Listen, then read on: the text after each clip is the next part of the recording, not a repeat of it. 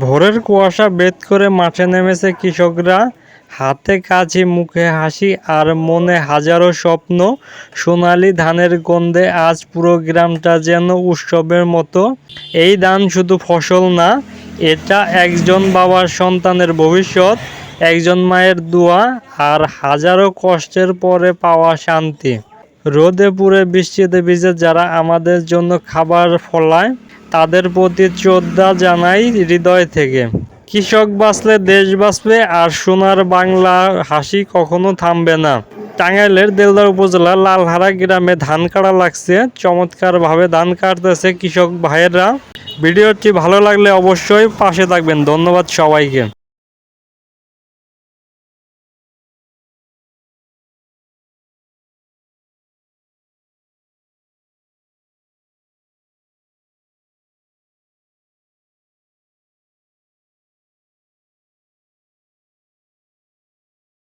সম্পূর্ণ ভিডিও দেখার জন্য অসংখ্য অসংখ্য ধন্যবাদ।